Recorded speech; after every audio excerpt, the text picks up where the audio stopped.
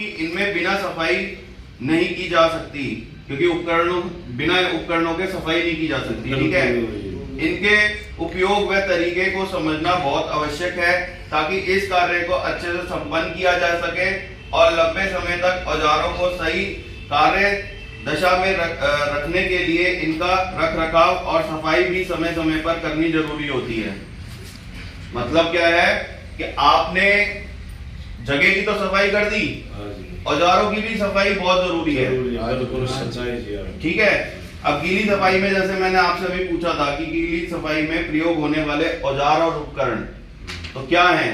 पोचा, ठीक है, ब्रश, वाइपर, कपड़ा, स्प्रे बोतल, ठीक है, शीशे, फर्श और सिंक के लिए हार्पिक क्लीनर जो होते हैं। ठीक है, ये सारी चीजें होती हैं। अगर आपसे एग्जाम में पूछ लेगा कि भाई गीली सफाई में कौन कौन से उपकरण होते हैं तो आप लोग बता दोगे? सारी बता देंगे।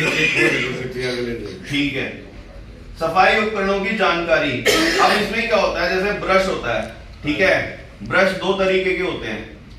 एक होता है सॉफ्ट, ठीक है, जो आपके कारपेट वगैरह पे या और नरम जगह पे चलता है, ठीक है, और एक होता है हार्ड, ठीक है, जहां पे दीवार और जमीन के नीचे जो पतली सी लाइन होती है उसमें कई बारी कुछ मिट्टी विट्टी फंस जाती है, उसको रगड़ के साफ करने के काम आता है। ठीक है, तो सफाई में उपयुक्त होने वाले साधनों जिनमें धातु और अन्य चीजों से बने बाल होते हैं उसे ब्रश कहा जाता है। ठीक है, ये धातु मतलब हार्ड ब्रश में तो धातु होगा, लोहे या तांबे के वो होंगे, दांत होंगे, ठीक है, और बाल होंगे वो सॉफ्ट वाले में होंगे। ये विभिन्न आकार के आते हैं। ये धातु और नायलॉन या अन्य धातुओं से बने होते हैं। मुख्य प्रकार से दो प्रकार के होते हैं, एक हार्ड ब्रश और एक नरम ब्रश।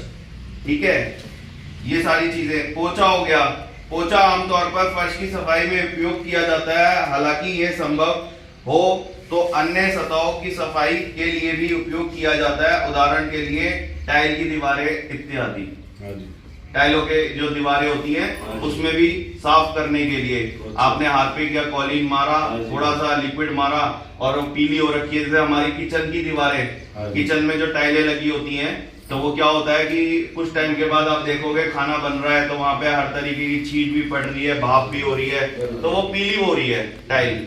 ठीक है, तो उसके लिए क्या करते हैं, हम पानी लिया, उसके अंदर या तो साबुन हमने डाला, सर्फ वगैरह, घर में तो आम सर्फ यूज होता है, उसको थोड़ा चिकनाट किया, दीवार पे मारा, पोछे से उसको साफ कर दिया। ठीक है, झाड़ू, झाड़ू एक सफाई उपकरण है जिसके लिए कठोर फाइबर वाले बालों बेलनकार हैंडल से जोड़ा जाता है। ये दो प्रकार के होते हैं, एक में तो तौलिया लगा होता है और एक में ब्रश होता है। ठीक है, उसके बाद अगला हो गया वाइपर। वाइपर क्या काम करता है? आपने गीली सफाई करी, गीली सफाई कर लिया आपने, झाड़ू मार दिया, कई बार क्या होता है झाड़ू से पानी जो है वो नहीं इकट्ठा हो पाता, तो वाइपर से हम खींचते हैं और खींचते के साथ ही वो वहां से सूखना चालू हो जाता है। फर्श साफ करने वाला कपड़ा, फर्श साफ करने वाला कपड़ा जैसे हम पोछा ही एक तरीके से पोछा टाइप में ही होता है। डिटर्जेंट क्लीनर, आपके जो डिटर्जेंट हो गए या क्लीनर हो गए, फ्लोर क्लीनर वगैरह, उसमें क्या होता है, एक तो कीटनाशक होता है, मतलब इन्फेक्टेड जो हमारे जीवाणु होते हैं, ठीक है, उनको भी मार के रखता है, मारता है और आगे बढ़ने नहीं देता। दूसरी चीज बदबू नहीं आती, खुशबू वाला होता है। ठीक है, स्प्रे बॉटल, अब स्प्रे बॉटल कहाँ काम आती है? स्प्रे बॉटल आती है काम आपकी खिड़कियों को साफ करने के लिए, कॉलिन, शीशे साफ करने के लिए कॉलिन के रूप में। ठीक है, अब गीली सफाई की प्रक्रिया।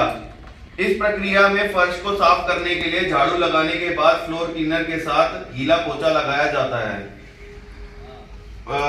उत्पाद में केवल निर्देशों के अनुसार फ्लोर क्लीनर पर, अच्छा मतलब वही है, सारी ऑल ओवर सारी चीजें ये है कि बाल्टी लोगे, पानी लोगे, उसमें क्लीनर आप मिक्स करोगे एक थोड़ी सी मात्रा में, ठीक है, तो ताकि ज्यादा फिसलन ना हो, और आपका काम भी हो जाए। उसमें आपने क्लीनर डाल दिया, क्लीनर डालने के बाद आपने पोंछा, उसमें भिगोया